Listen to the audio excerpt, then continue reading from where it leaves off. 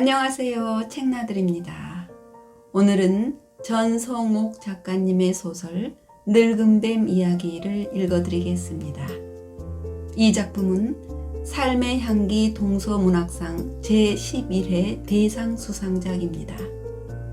사람들이 무섭고 징그럽다고 생각하는 뱀을 소재로 이렇게 따뜻하고 가슴 뭉클한 얘기를 쓸 수도 있구나. 작가님의 시선이 부럽기까지 했는데요. 그만큼 이 작품은 독자들에게 색다른 울림을 줍니다. 공생이라는 관점에서 생각의 고정관념을 완전히 탈피하게 해준 소설 늙은 뱀 이야기. 지금 바로 이야기 속으로 들어가 보겠습니다. 후두둑 빗방울이 서더니 이내 굵은 유리막대 같은 빗발이 흙마당에 박히고 있다. 아침녘에 하늘이 무겁게 내려오고 제비들이 자맥질을 했다. 제비들은 마당을 스칠 듯 내려왔다 빙글 돌며 위로 솟구쳤다. 오후로 들어서자 비가 시작되었고 이제 빗발은 흙을 튀기며 땅을 후벼 파고 있다. 송씨는 아래채 부엌에서 불씨를 살리고 있다. 아궁이 속 도톰한 재언독 속에 묻어두었던 불씨를 아이가 동물을 불러내듯 가만가만 불러낸다. 재를 헤치고 나직하게 입김을 불어 불꽃을 키운다. 옅은 황토색 모래마당이 한지처럼 젖어든다.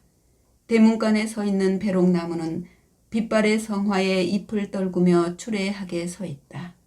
나무는 늦은 봄에서 여름의 끝자락까지 새색시 입술처럼 섬세한 붉은 꽃을 뭉텅뭉텅 피워 올렸었다.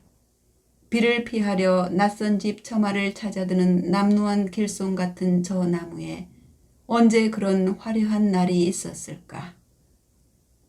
열어놓은 대문으로 암록색 승용차가 젖은 흙을 짜작짜작 눌러 밟으며 느릿하게 들어온다. 차는 익숙하게 후진하여 배롱나무 아래 멈춰선다. 차가 움직이는 기척에 젖은 잎들이 우르르 떨어진다. 끽! 사이드를 채우는 소리와 동시에 문이 열리며 우산도 켜지 않은 미향이 긴 머리를 출렁이며 넓은 마당을 가로질러 송씨가 있는 부엌으로 뛰어들어온다.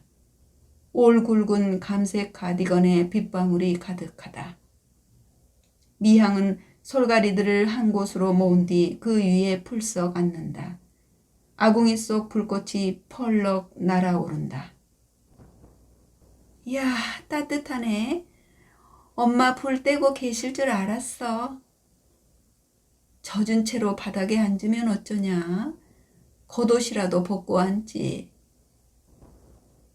아궁이 앞에 가늘고 흰 10개의 손가락을 활짝 펴고 불을 쬐는 미향의 얼굴에 불그림자가 닿는다. 불그림자는 미향의 얼굴과 연기윤이 검게 오른 천정과 벽을 너울너울 오르내린다. 엄마, 진대는? 그 아이도 나이가 드니 비 오는 날은 움직이기 싫은가?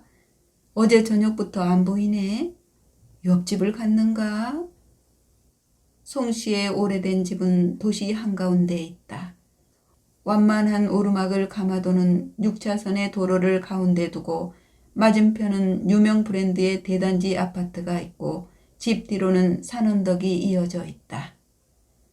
산은 사열하는 군인들처럼 꼿꼿하게 선 편백나무들로 가득하다. 편백숲은 2개의 산능선을 넘어 수목공원과 닿아 있다. 사정을 모르는 채 도로를 달려가는 사람들에게는 그저 공원으로 가는 굽은 길의 어귀일 뿐이고 조금 관심 있는 사람들은 위세당당한 어느 가문의 부속절이 있는 정도로만 안다. 미향이 초등학생이던 20여 년 전 산 중턱에 있던 작은 절 화지사는 송씨의 집 앞쪽으로 옮겨 앉았다. 애초에 제실관리를 겸해서 세워진 절이라 문중의 결정에 따라 속세로 한 발 더 내려온 것이다. 도로와 접한 곳에 6층짜리 종친회관이 세워지고 넓은 주차장이 확보되었다. 주차장이 끝나는 곳에서 얼마간의 길을 지나면 크고 웅장한 2채의 제실이 있고 진입로 좌우로 늘씬한 편백이 서 있다. 제실이 가까워지면 낮은 키의 불두화와 푸른 수국이 편백의 자리를 대신하고 있다. 덕분에 제실 대문은 한층 높고 견고해 보인다.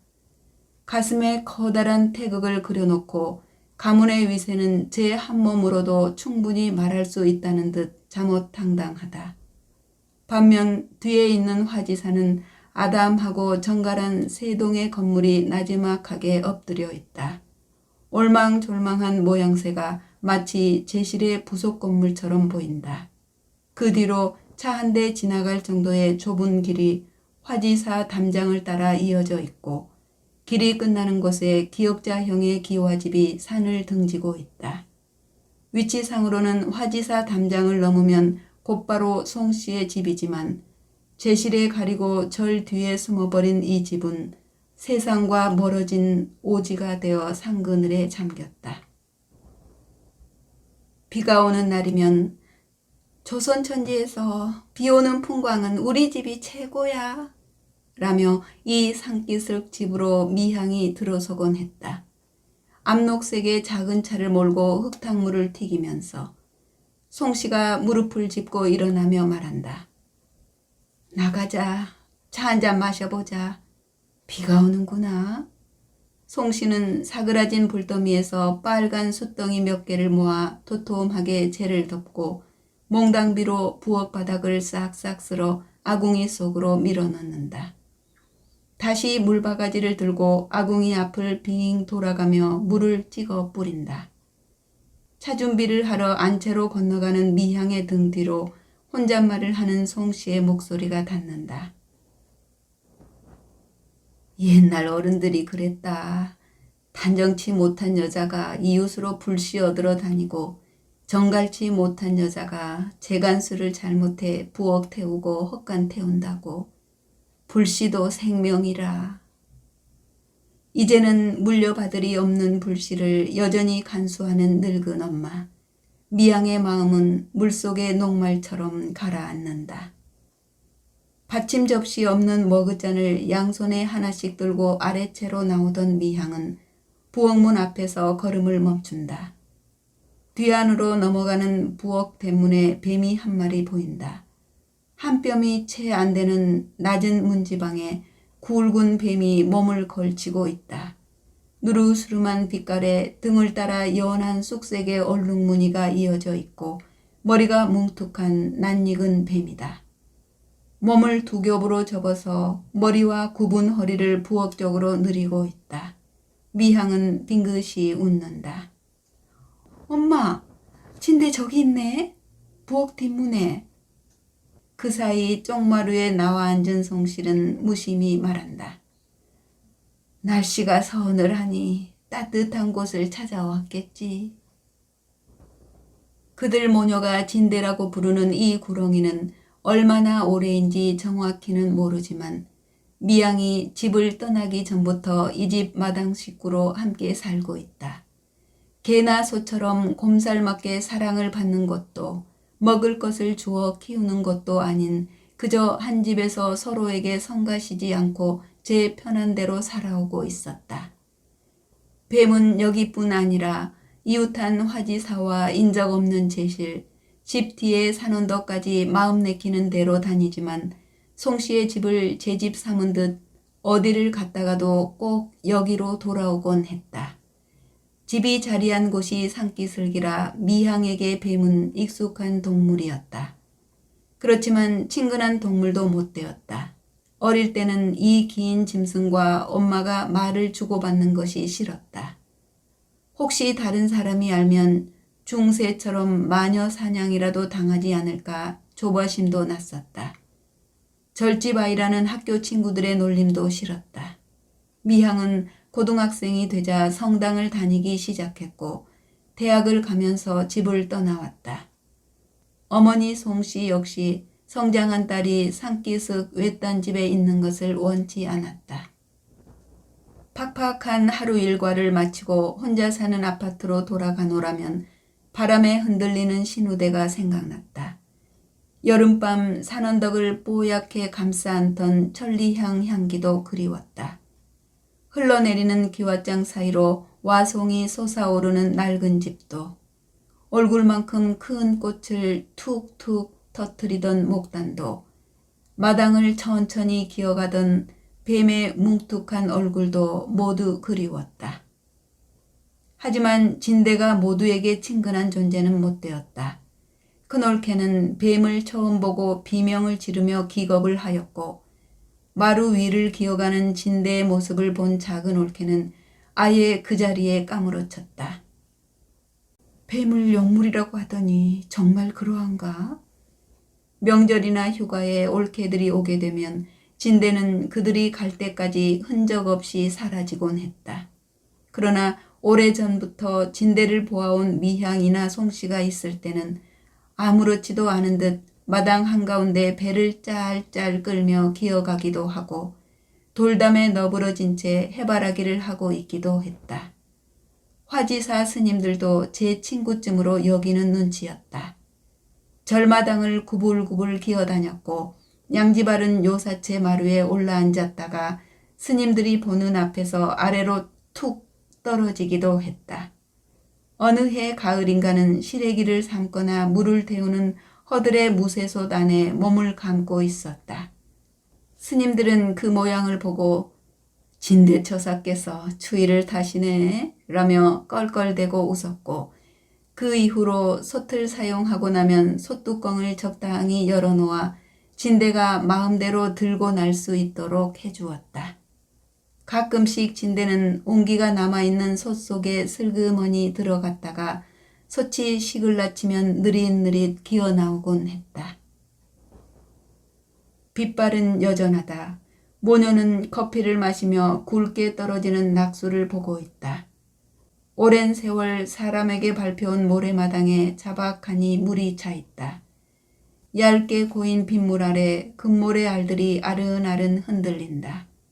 지붕 처마를 따라 옴팍옴팍 파인 낙수바지 홈도 헐거운 구슬 목걸이처럼 이어져 있다. 지붕은 칠이 벗겨진 기와가 느슨하게 이어져 있고 곳곳에 희끄무레한 와송들이 탑처럼 삐죽삐죽 솟아올랐다.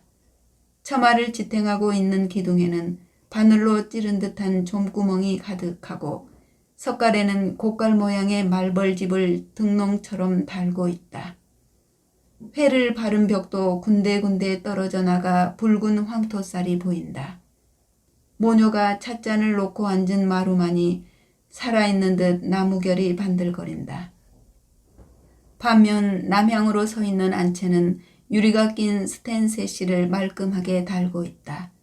세시 안쪽으로 폭 좁은 소나무 판자로 길게 마루가 깔린 것은 예전 그대로지만 나머지는 모두 현대식으로 바뀌었다. 송씨는 안채를 수리하며 말했다. 아래채는 그냥 두자. 불 때는 아궁이를 하나는 남겨두어야지. 방바닥 밑으로 물호수가 깔리는 것도 반갑지 않아. 나야 천주님 믿는 사람이라 그런 것과는 상관이 없지만 옛날 사람들은 집터나 묘토를 잡을 때 밑에 물이 있나 없나 살피고 마른 땅을 명당이라 쳤는데 요즘은 집집마다 불어 물을 깔고 있으니 세월 따라 어쩔 수 없는 일이다만 그래도 송씨는 꼼꼼히 챙겨가며 집을 고쳤다. 이제는 현대식이 익숙해져 버린 자식들 불편하지 말라고 무엇보다 시집온 며느리들이 고생할까 부엌을 시작으로 화장실까지 말끔하게 바꾸었다. 그렇지만 혼자 있는 송씨는 대부분의 생활을 아래채에서 했다. 밤이 되면 아궁이에 군불을 떼고 까맣게 자리가 탄 아랫목에서 잠을 자곤 했다. 이끼옷을 입은 돌담장은 비를 머금고 더 무거워 보인다. 담장 아래는 생기를 모두 소진해버린 맨드람이며 금숭아 따위의 여름 화초들이 웅숭거리며 떨고 있다. 제철인 당국화만 가느다란 목 위에 꽃송이를 달고 있다. 팥죽색과 청보라색의 꽃들이 빛발에 고개를 잘랑잘랑 흔들며 서 있다. 추워 보인다. 언제까지고 정물처럼 움직이지 않을 것 같던 마당으로 우산을 받쳐든 스님이 들어선다. 디딤돌을 밟고서 곧장 모녀가 앉은 아래채로 온다. 회색 승복 안에 몸이 들어있기나 할까? 데님을 맨 발목이 한 줌도 안 돼 보인다. 하하, 모녀가 다도를 즐기고 계셨구랴. 다도는 무슨 다도, 그냥 커피 한 잔 마시고 있는 중이지요. 송씨는 들이킨 커피를 목을대를 눌러 급히 삼키고는 아이고 저놈의 우산 금방 다시 젖을 텐데 털기는 왜 터시는지. 죽담 위에 올라서서 우산을 터는 스님에게 역정을 낸다. 이웃한 화지사의 정운 스님이다. 미향을 보는 정운 스님의 눈이 가늘가늘해진다. 집으로 가려는데 미향이 보살 차가 보이기에 들어왔지요. 미향도 환한 얼굴로 인사를 하며 말했다. 스님도 커피 드려요? 아니면 녹차를 드릴까요? 아무래도 같은 향에 취하는 게 좋을 것 같구만. 하하. 미향은 차를 준비하러 건너가며 아래채 부엌을 들여다본다. 진대는 여전히 그 자리에 그 자세로 걸치고 있다.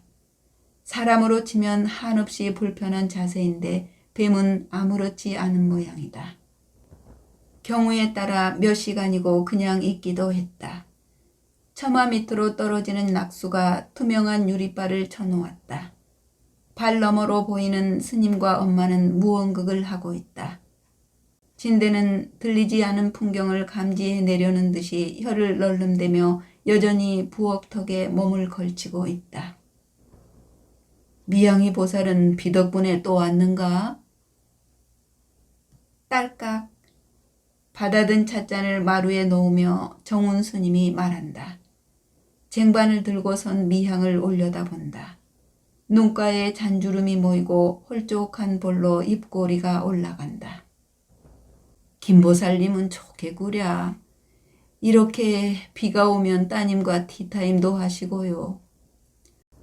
아이고 스님, 우린 보살이 아니요. 나는 천사요, 천사. 저 아이는 미카엘라고요. 송씨는 고함을 치듯 자신들의 영세명을 정운 스님 귀에 외친다. 아, 보살이 달리 보살이요.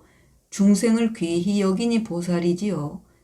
게다가 보살님들 묵주 굴리는 것과 우리네 염주 굴리는 게 무슨 차이가 있어? 맞지, 미카엘라 보살? 오래전 미향의 아버지는 커다란 등에 조그만 미향을 붙여엎고 정운 스님을 찾아 화지사로 오곤 했다. 어린 미향은 얼굴을 온통 덮어내리는 노릇한 잔머리 속에 까만 눈망울이 반짝이는 귀여운 아이였다. 통통한 작은 손으로 아버지의 어깨를 잡고 어깨를 옆으로 내밀어 정운 스님을 바라보며 방긋이 웃었다. 미향을 절 마당에 내려놓고 두 사람은 차를 마시며 바둑을 두었다. 미향은 마당을 자박거리며 철 따라 감꽃을 주워 먹기도 하고 떨어진 단풍잎을 모으기도 했다. 여름이면 자주달개비의 꽃몽오리를 콕콕 눌러 꽃물을 짜며 놀았다. 절 식구들은 손과 옷을 파랗게 물들이고 노는 미향의 작은 입에 간식거리들을 넣어주곤 했다. 미향의 아버지는 오래전에 세상을 떴다. 친구가 떠나자 정운 스님도 화지사를 떠났다. 7, 8년을 떠돌던 정운 스님은 문중절인 화지사로 다시 돌아왔고 그해 가을 먼저 간 친구를 대신해 미향의 초등학교 마지막 운동회를 따라왔다. 정운 스님은 미향의 손을 잡고 장삼자락을 펄럭이며 달렸다. 결승선을 통과한 뒤 손목에 찍어주는 별도장도 미향과 같이 받아 찍었고 공책 2권을 주는 줄 앞에도 나란히 서서 기다렸다. 정운 스님은 소매자락 아래 자기 손목을 만져본다. 약공양하고 오시오, 이 우중에. 송씨는 정운 스님의 상념을 툭 깨어버린다. 약공양은 무슨 약공양? 보살님이 저기 저놈의 진대를 잡아서 고아주면 그때나 약공양을 들까. 하지만 중생을 귀히 여기는 안젤라 보살이 진대를 고아줄 리 만무하니 아무래도 내 평생에 약공양은 들렸지 싶소. 스님, 진대 듣겠네. 저기 부엌 문지방에 아직 있는데. 미양은 새까만 눈썹을 미간 사이로 모으며 찡그렸고 송씨는 퉁명스레 대받았다. 스님이야, 약공양 안 하셔도 신수가 훤하시니 괜찮소, 괜찮아. 나 같은 안 늙으니까 걱정이지. 하기야, 뭔 걱정이 되겠소. 이제는 가는 것도 반가운데. 송씨의 말꼬리가 아련하다. 언제부터인가 그랬다. 흐릿한 새벽 안개 속에 잠이 깨어 날이 밝기를 기다리며 혼자 누웠노라면 그랬었다. 이제는 땅 위의 수고를 그치고 싶었다. 운동을 겸해 마른 삭정이를 주우러 산을 오르라치면 좀 떨어져 누운 남편에게 가보곤 했다. 아스팔트가 녹듯 찐득하게 가슴이 녹아나던 지난 날들과는 달리 이제는 무심하고 담담했다. 그때 정운 스님이 남편의 자리를 잡아주며 이러저러 하니 여기가 정초사 신후지지로 적격입니다 하고 말했었다. 그때나 지금이나 그런 이유들에 마음이 기울지는 않았지만 근자에 와서는 남편의 누운 모습이 편안해 보였다. 찻잔을 쥐고 있던 미향의 손이 가만히 정지해 있다. 눈으로는 비 내리는 마당을 보고 있지만 귀는 두 노인의 이야기에 쏠려 있다. 그러니까 스님, 말 난 김에 얘기하리다. 내가 천당 가고 나면 이 집을 헐어주시오. 스님도 그랬고 다른 이들도 그렇게 말해왔잖소. 우리 집이 양택자리로 명당이라고. 나야 그런 말에 별 신경이 안 쓰이더라만. 여하튼 헐어서 칸수 많은 집을 지어주시오. 좋은 터에 여럿 살면 그것도 보시 아니겠소? 하기는 올 사람이나 있을런지 누가 나처럼 절 뒤에 갇혀 살고 싶겠소. 문중에서 승낙을 할 것 같지도 않소만 그래도 모를 일이니. 보살님은 아직 까딱 없으시니 그런 걱정일랑 나중에 해도 늦잖소. 가실 준비를 벌써 하오. 애틋한 정도 없으실 텐데 정처사에게. 아이고, 정운 스님은 득도하시려면 아직 한창 남은 모양이요. 평생 봐온 사람 신수도 모르시니 여태 목탁은 뭐하러 치셨을꼬? 득도요? 산속으로도 아니 가고 이렇게 대로변에서 자동차 소리를 노래 삼아 밤낮 듣고 있으니 득도는 애초에 생각지도 않았지요. 허허. 그리고 정처사는 극락에 있고 보살님은 천당에 가실 테니 가봐야 만나시지도 못하오. 극락이나 천당이나 염주나 묵주나 어찌 되던 간에 나중 일이나 부탁 좀 해놓읍시다. 엄마는 별소리를 다 하시네. 노망이라도 하실라나 봐. 미향은 발끈하며 송씨를 흘겨본다. 저런 이럴 때는 영락없이 제 아버지 얼굴이지. 굵은 눈썹 꾸불거리는 것 좀 봐라. 아이고 그 험한 세월들 골골 대는 남편에 아이 넷에 마누라는 고생으로 날이 새고 시름으로 날이 지는데 정작 본인은 어찌 그리 편하시던지. 지금 저 아이처럼 눈썹 구부리고 앉으면 몇 시간이고 바둑판만 들여다보시지. 미향은 빈 찻잔들을 챙겨들고 부엌으로 향한다.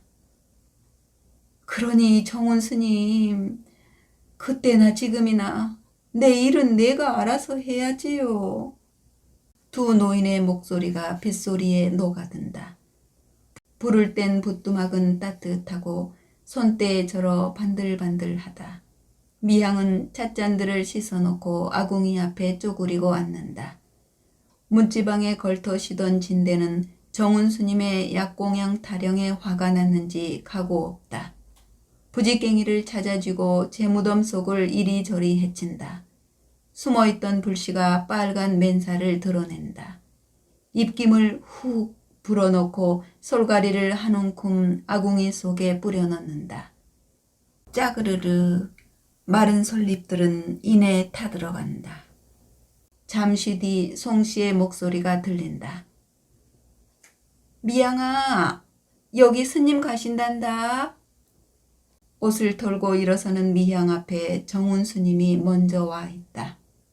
머리를 깎았지만 대머리가 확연하게 표나는 정운 스님을 보며 미향이 빙그레 웃는다. 귀 뒤편으로 짧은 흰머리가 듬성듬성 보인다. 거 보세요, 스님. 진대가 저기 있었는데 스님이 약공양 타령하시니 도망가고 없는 거. 미향이 손가락으로 부엌 뒷문을 가리키며 말한다. 가면 어딜 갔을라고? 여기가 제 집인데. 그리고 그 노래 부른 지는 10년도 넘었으니 걱정 말아라. 스님, 엄마가 하시는 말 마음에 담아두지 마셔요. 정운 스님은 끙 하고 돌아선다. 미양이도 집에 오고 진대도 제 구멍으로 들어갔으니 나도 내 집에 가야겠구나. 돌아서서 우산을 펼치며 덧붙인다. 우리 집에도 언제 한번 오너라. 잠시 뒤 고동색 체크무늬 우산이 담장 너머로 느릿느릿 흔들리며 내려간다. 도무지 살가워 보일 것 같지 않던 그 흉물스런 짐승이 송씨에게 다가왔다. 한여름 더위가 정점에서 꺾이고 장독대 옆 돌배나무에 어린아이 주먹만한 풋배가 열릴 때였다. 송씨의 가슴 밑바닥에 잠긴 굳은 눈물을 천천히 풀어내며 뱀은 그렇게 다가왔다. 송씨의 집은 산언저리의 지형 그대로 터를 잡고 지은 집이라 안채 뒤편으로 야트막한 언덕이 담장 안으로 들어와 있다. 그곳에는 쪽파와 풋고추, 상추, 근대 등의 푸성귀를 심는 작은 채전이 있고 반대편 귀퉁이에는 모과나무도 두 그루 서 있다. 담장 아래 습한 곳에는 노란 창포와 자줏빛 붓꽃이 무성하게 자라올랐다. 붓꽃이 한창 피는 여름, 쪽파를 뽑으려 채전으로 향한 송씨는 화들짝 뒤로 물러났다. 붓꽃 무더기 아래서 커다란 뱀을 본 것이다. 놀란 마음에 쫓아버리려고 부지깽이를 들고 다시 나왔으나 뱀은 평소에 보았던 뱀들과 다른 모습을 하고 있었다.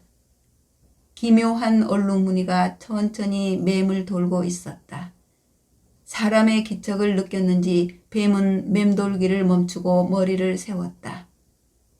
산꽁에 알만한 갸름하고 하얀 알을 5-6개쯤 모아 주위를 빙 둘러 감고는 서서히 몸을 움직이며 경계하는 눈빛으로 송씨를 쳐다보고 있었다. 뱀은 알을 지키고 있었다. 뒷담 아래 축축한 붓꽃 무더기 아래서 알을 품고 있던 뱀과 눈을 마주치자 송씨는 들고 있던 부지깽이를 등 뒤로 감추었다. 부엌으로 들어온 송씨는 가슴을 안고 오래오래 소리 죽여 울었다. 5년 전 홍역으로 떠나보낸 첫아이를 생각하며 울었다. 저 뱀처럼 새끼를 지키지 못한 자신을 원망하며 울었다. 그날 이후 송씨는 한동안 뒤란 출입을 하지 않았다. 큰 소리조차 내지 않았다. 얼마 후 뱀은 말캉하고 하얀 알껍질만 남겨둔 채 떠났고 그 여름이 끝날 무렵 송씨는 태기를 느꼈다. 첫 아이를 보내고 오래 기다려온 아이였다. 그 뒤로 송씨는 뱀을 보게 되면 놀라지도 도망가지도 않았다. 가끔씩 큰 구렁이를 만나면 붓꽃 무더기 아래 그 뱀인가 반가워하며 자식들의 안부를 묻곤 했다. 저기가 없는 것을 느껴서일까? 그해 뱀이 많아서일까? 그날 이후 송씨의 집은 뱀이 흔했고 그 중에서 자주 보이는 큰 구렁이에게는 진대라는 이름을 붙여주고 말을 건네기도 했다. 너는 얼마나 깨끗한 짐승인지 언제 보아도 티끌 하나 없이 정갈하고 먹는 것도 그렇지. 아무리 많이 먹어도 배고프지 않으면 개구리 한 마리 안 잡아먹는 너는 참 어진 짐승이야. 진대야, 진대야. 사람은 해롭게 하지 말고 양식 축내는 곳으로만 다녀라. 진대라 불린 뱀은 알았다는 듯 몇 번이나 혀를 널름널름하며 대답을 했고 약속을 지켜주었는지 뱀이 겨울잠을 자러 가기까지 집안에 쥐라고는 찾아볼 수 없었다. 그 후 새댁이었던 송씨가 할머니가 되기까지 진대라 불린 뱀도 몇 대를 이어서 나타났다 사라졌다. 덕분에 송씨는 화지사 스님들 사이에 진짜 보살로 통했다. 그 호칭은 미향을 따라 독실한 카톨릭 신자가 된 이후에도 송씨의 의지와는 상관없이 계속 그렇게 불려왔다. 이듬해 늦봄 옷을 단출하게 차려입은 송씨는 오래된 자신의 집을 떠났다. 미향은 많이 울었다. 장례와 사무제를 마치고 서울로 올라가는 오빠들을 마중하며 울었다. 정운 스님의 얼굴을 보고 또 울었다. 아버지와 나란히 누워있는 엄마의 붉은 등을 보고 가슴을 녹여가며 눈물방울을 쏟아냈다. 엄마의 죽음 앞에서 영화나 드라마 속의 고상한 상주들처럼 그렇게 우아하게 슬퍼할 수는 없었다. 사무제를 끝낸 미향은 화지사 요사체 한 칸으로 옮겨왔다. 송씨의 장례 일정 내내 제대로 된 잠을 자지 못했던 미향은 이틀을 내리잡고 그 잠의 끝머리에서부터 오래 알아누웠다. 그 사이 화지사 섬돌 사이에서 자주 달개비가 피고 있었다. 연초록 난초잎이 뻗어오르고 가운데 꽃대가 솟았다. 꽃대 끝에 조롱조롱 작은 꽃봉오리들이 맺히고 석장에 청보락색 꽃잎과 노란 꽃술을 가진 꽃들이 피어났다. 늦은 아침 헐렁한 옷을 걸친 미향은 죽담 아래 쪼그리고 앉아 하나 둘 꽃봉오리들을 눌러 손바닥 위에 푸른 잉크빛 꽃물을 받았다. 손바닥에 담긴 푸른 꽃물은 천천히 가슴으로 스며들었다. 밥이 넘어가지 않는다. 국에 말아 놓은 밥도 물을 마셔가며 겨우 삼키고 있다. 먹는 행위를 잊어버리려 일부러 텔레비전에 신경을 둔 채 밥알을 삼키고 있다. 이틀 뒤 집을 헐어내기로 했다. 오래된 엄마의 살림살이들은 간직할 몇 가지만 남겨두고 모두 처리를 했다. 태울 것은 태우고 버릴 것은 버렸다. 안전화를 신은 작업 인부들이 사전 작업을 위해 어제부터 집을 들락거리기 시작했다. 내일쯤에는 포크레인도 올라올 것이라 했다. 머리가 아프고 밥이 넘어가지 않는다. 아침까지 견딜 정도의 칼로리는 섭취했다는 생각에 수저를 놓는다. 산기슭의 밤은 아직 싸늘하다. 오소소 돋는 팔의 소름을 손으로 문지르며 방으로 돌아온 미향의 눈에 텔레비전 화면이 들어온다. 깍지 끼고 있던 양팔이 투두 풀어져 내린다. 기다란 작대기에 굵은 뱀을 걸고 있는 남자의 모습이 보인다. 주택가에 희귀한 능구렁이 출몰이라는 자막이 뜬다. 굵고 긴 몸체와 뭉툭한 머리는 한눈에 보아서도 독사가 아님이 분명해 보이는데 남자는 필요 이상으로 작대기를 멀리 한 채 카메라를 바라보고 있다. 뱀은 별다른 저항 없이 축 늘어져 있다. 아직은 자신이 살아있음을 알리려는 듯 꼬리만 조금 말았다 폈다 할 뿐이다. 분명히 낯이 익은 뱀이다. 텔레비전 화면이라 등 부분에 있는 푸르스름한 얼룩을 확인할 수는 없었지만 뱀은 분명히 진대였다. 마음처럼 몸이 움직여주지 않는다. 아니, 몸처럼 마음이 움직여주지 않는다. 밤새 잠을 설치며 생각했고 날이 새면 곧장 그 동네로 가보리라 마음먹었다. 그러나 미향은 점심때가 지나도록 방에 웅크리고 있다. 얼굴을 무릎에 묻고 무릎은 두 팔로 감싸안고 동그랗게 말려있다.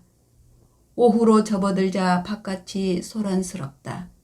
덜컥대는 기계음이 들리고 크고 짧게 말하는 남자들의 목소리도 섞여 들린다. 미향은 손을 풀었다. 무릎도 풀었다. 자동차 키를 찾아들었다.